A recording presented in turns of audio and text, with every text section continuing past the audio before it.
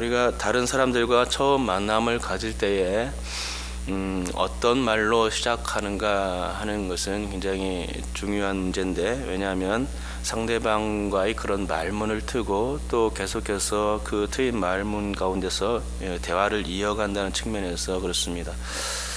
말 한마디 건넸는데 상대방이 어색해하면 그 뒤부터는 되게 이제 난감해집니다. 어디서부터 수습을 돼야 될지 난감한 것이죠.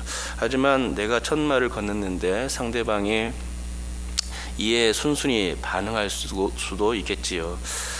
그러면 그때부터 주고받는 말이 이제 자연스러워질 수 있는 것입니다. 특히 데이트하는 자리에서는 첫 말이 중요하고 또 어떤 말을 할까 고민이 많죠. 데이트는 사업상의 문제가 아니기 때문에 상대방이 관심을 가질 만한 사소한 이야기로부터 이제 시작해야 하는 것입니다. 너무 신중하고 또 무겁고 또 부담스러운 이야기를 꺼낸다면 그날 데이트는 꽝이 되겠죠. 그러기에 데이트를 잘하려면 어떤 말을 해야 될지 사전에 준비를 해야 합니다. 그래야 말문이 막히지 않고 데이트도 잘할 수 있을 것입니다. 자, 오늘 본문에서는 바울 사도가 회당에서 이제 말문을 트고 있습니다. 그런데 그렇게 말문을 트면서 바울은 예수 그리스도에 대해서 곧바로 얘기하지를 않습니다. 복음에 열정이 있었던 바울이었고 또 예수에 대해서 아주 미쳐 있었다고 할 만한 그 바울이었지만 그의 첫 마디는 복음이나 예수에 있지 않았음을 알게 됩니다. 그는 엉뚱하게도 구약의 우리 조상들 얘기로부터 운을 떼기 시작했음을 보게 되는 것이죠. 그 중에서도 출애굽 사건을 제일 먼저 이야기했습니다. 그런데 이게 바로 바울의 전도 포인트였습니다. 바울의 전도법은 유대인들에게는 유대인들에 맞게 전하는 것이었고 또 헬라인들에게는 헬라인들에 맞게 전하는 것이 이 바울의 전도법이었습니다.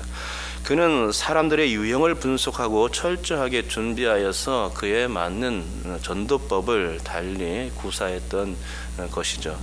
요즘에도 전도법이 많습니다. 고구마 전도, 이슬비 전도, 관계 전도, 청소 전도. 우리는 국수잔치 벌리고 또 복음잔치를 벌리기는 되는데요.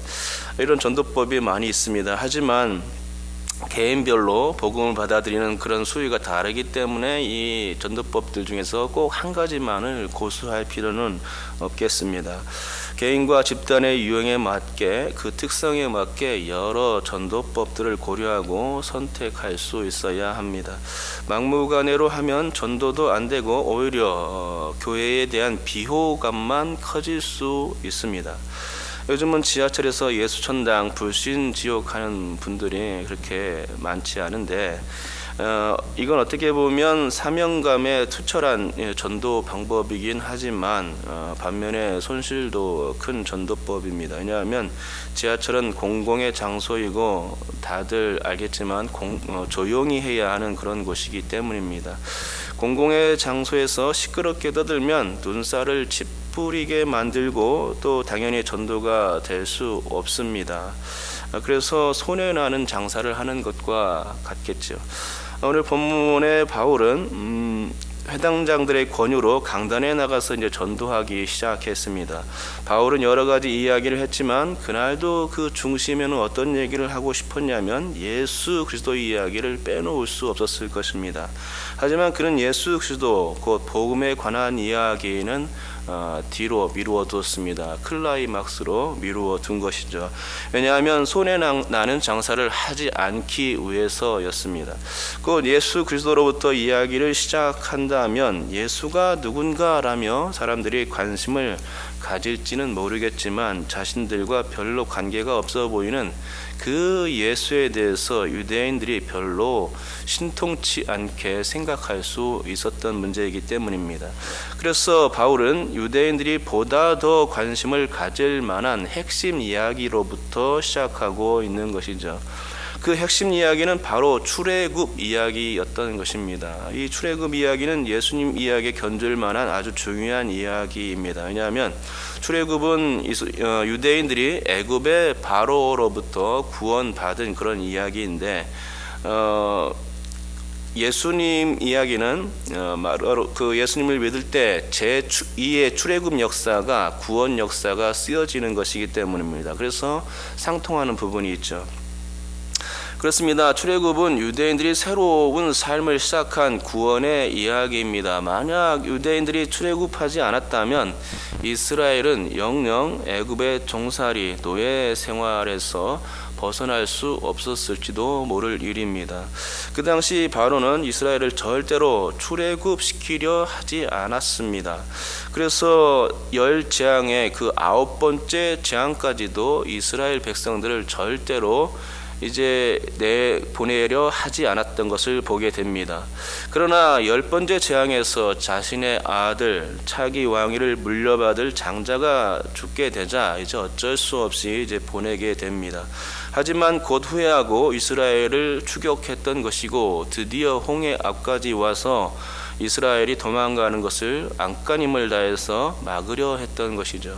하지만 이스라엘은 하나님께서 홍해를 가르시는 역사로 인해서 애국과 바로의 손에서 드디어 벗어날 수 있게 되었던 것을 보게 됩니다.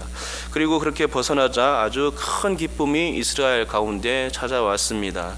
출애굽기 15장에 모세의 노래가 드디어 울려 퍼질 수 있게 되었던 것이죠. 그리고 너무나 기쁜 나머지 미리암이 소고를 치며 기뻐 노래할 수 있었던 것이고 온 백성이 하나님을 함께 찬송하면서 애굽의 군대를 홍해 바다에 빠뜨리신 것을 찬양하며 기뻐했던 것입니다. 이 구원의 노래가 그때 있었던 것을 보게 됩니다.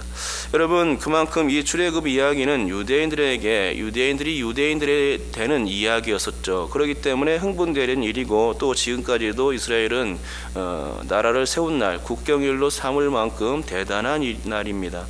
그런데 이 출애굽의 역사 이후에 40년간 어떤 일이 벌어졌습니까? 이스라엘 백성들의 원망과 불평의 역사가 그때부터 또 새롭게 쓰여졌던 것입니다. 이스라엘 백성들은 그 광야 생활이 너무나 고달프고 힘드니까 그걸 잘 견디지 못했습니다. 그래서 하나님께 불만하고 또 원망, 반역을 거듭했던 것을 보게 됩니다. 그리고 그 최고의 절정이 가데스 바네아에서였습니다. 곧 가나안을 코앞에 두고 하나님께서 점령하라는 그 명령에 불복종하면서 원망하는 소리를 냈던 것이죠. 그 원망하는 소리가 하늘을 찌르게 되었고 그때 하나님은 정탐꾼들이 가나안을 정탐한 그 40일을 하루 1년으로 계산하여 40년 동안을 광야 생활하게 하며 출애굽 1세대들을 그 광야에서 모조리 다 죽게 하셨던 것입니다. 그래서 출애굽 1세대가 받아야 했던 그 하나님의 은혜는 고스란히 누가 받게 되었습니까?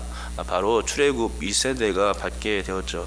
출애굽 2세대는 출애굽 1세대가 실패한 것을 계속해서 그 조상들 부모 세대에게 들어왔고 그래서 순종이 얼마나 중요한지를 광야에서 훈련받은 그런 사람들입니다.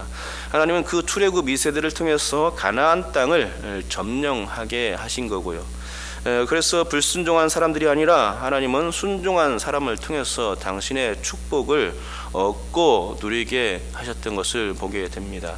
본문에 보면 19절에 약 450년이라는 이 기간이 나오는데 이 기간은 지금까지 제가 말씀드렸던 기간을 총합산한 것입니다. 곧 노예 생활, 애굽 노예 생활을 400년으로 잡고 또 거기에 광야 40년 생활과 또 가나안 정복기에 10년을 합쳐서 총 450년이 되는 것입니다.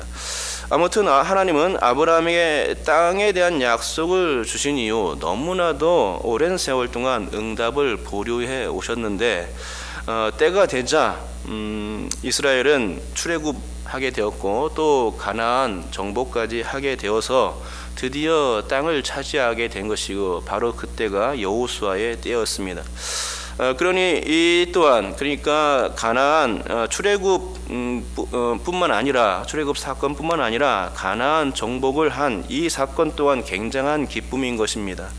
그동안 이스라엘은 정착지가 없이 살아왔던 유목민 생활에서 이제는 여탄 기업, 자신들의 소유의 땅이 생긴 것입니다. 자신들의 소유가 생기자 이제 점차 생계 방식도 달라지기 시작했죠. 유목 생활에서 농경 생활로의 전환이 그때 이루어졌던 것입니다. 아무튼 이들은 이제 젖과 꿀이 흐르는 땅에서 하나님의 축복을 받으면서 자신의 땅들을 일구일 수 있는 가장 큰 은혜가 주어졌고, 그것이 또한 그들에게는 가장 큰 감동이었습니다. 비록 가나안 7족속과 싸워서 얻어야 하는 그런 힘겨운 싸움의 기간들이 필요했지만, 자신들의 그 땅을 소유한다는 것은 땅에 대한 해서 염원하던 그 백성들에게는 굉장한 가치였고 소망이었던 것입니다. 그렇습니다. 제가 지금까지 말씀드린 것처럼 바울은 이스라엘의 역사에서 유대인들이 가장 관심을 가질 만한 두 가지, 바로 그 일로부터 이야기를 꺼내고 있는 것을 보게 됩니다. 바로 복음 이야기가 아니라, 예수의 이야기가 아니라 상대방이 잘 아는 관심거리에 먼저 눈을 돌리게 만든 것이지요. 귀를 기울이게 하고 그리고 본론에 들어갈 수 있게 말문을 트고 있는 것입니다. 그렇게 해서 점점 그들의 관심을 가질 때에 예수님을 소개한 것이지요. 여러분, 우리의 삶에서 예수님을 혹시 어떻게 전하고 있습니까? 처음부터 예수님을 소개하고 교회 자랑부터 시작하고 담임 목사님이 훌륭하고 말씀도 좋다, 그러니까 한번 와봐, 이런 식으로 합니까? 그런데 그건 왠지 교회에 대해서 익숙하지 않은 사람들에게는 어떤 큰 부담거리가 될 수가 있겠지요. 그러니까 그런 사람들에게는 어떤 얘기부터 해야 하냐, 드라마 얘기부터 해야 되는 것입니다. 드라마 같은 편한 얘기부터 시작해서 그들의 마음이 열리면 그때 교회 얘기도 하고 목사님 얘기도 하고 복음 얘기도 하고 내가 많이 은혜 받았다, 교회 다니면서 은혜 많이 받았어, 왜냐하면 예수님 때문이야 라면서 예수님의 얘기를 꺼내는 것입니다. 그렇게 해야 효과적인 전도 방법이 될 것입니다. 서로 마음이 맞지 않고 생각하는 것이 다르고 성향이 완전히 다른데 처음부터 복음을 꺼내는 것은 시기상조가 될 수 있겠지요. 길거리 전도가 실패하는 이유는 전도하는 사람과의 이 코드 문제 때문입니다. 전혀 그 사람에 대한 정보가 없기 때문에 전기 코드를 꽂을 수가 없는 것입니다. 전기 코드를 꽂아야 전기가 흐르고 에어컨이든 냉장고든 작동시킬 수가 있는 법인데, 전기 코드 꽂을 구멍이 안 보이니 어떻게 성령의 역사가 이루어질 수 있을까요? 성령의 강권적인 역사가 그 사람을 움직일 수 있을까요? 물론 길거리 전도가 불필요하다는 말은 아닙니다. 길거리 전도는 아마도 가랑비에 옷 젖는 방식에 비유하면 좋을 듯합니다. 어떻게 해서든 복음을 전파해야 하기 때문에 다소 미련한 방법일지라도 그 미련한 방법을 통하여서 하나님의 나라가 확장되면 그것도 훌륭한 좋은 방법이 되겠죠. 그러나 제가 얘기하는 것은 효과적인 전도를 위해서 대책을 세워야 할, 그래서 사람들에게 맞는 방법대로 공략을 할 필요가 있다는 차원에서 말씀드리는 것입니다. 바울의 방식은 바로 그런 방식이었습니다. 바울은 유대인들이 가장 관심을 가질 만한 두 가지로부터 시작을 했고, 그것은 출애굽 사건과 가나안 정복 사건이었던 것입니다. 사실 이 두 가지는 성도들에게도 매우 중요한 문제입니다. 성도들은 사실 이 두 가지가 가장 큰 감동의 두 차원 이야기입니다. 출애굽이라는 것은 성도에게 죄악과 사탄의 권세에서 해방되는 것을 의미하는 일이죠. 그래서 믿는 자의 구원을 새 출애굽이라고 말하는 것입니다. 또한 가나안 정복은 일종의 천국에 들어가는 것에 비유됩니다. 그 성도가 새 출애굽하여서 하나님 나라의 기업을 얻고 천국 시민, 하나님 나라의 백성이 된 것을 의미하는 것입니다. 이 두 가지가 믿는 자들이 누리는 혜택이자 하나님의 은혜의 소산으로서 가장 큰 가치가 있는 부분이죠. 맞습니다. 그러니까 전도 대상이 예수님을 전혀 모른다면 그 사람들에게는 드라마 얘기부터 꺼내야 하고, 또 전에 믿음을 가졌었던 그런 분들이라면 그분들에게는 다른 차원에서 해야 되는데 구원의 감격에 대한 이야기로부터 시작하면 될 것입니다. 그래서 이것은 전도하는 방법이고 지혜가 됩니다. 여러분께서도 오늘 아주 지혜롭게 전도하는 이 바울을 따라서 삶에서 그리스도를 자랑하고 복음을 전할 수 있기 바랍니다. 가장 지혜로운 방법을 통해서 그리스도가 증거될 때에 하나님의 나라는 여러분을 통해서 더욱더 확장될 줄 믿습니다. 기도하겠습니다. 하나님 아버지,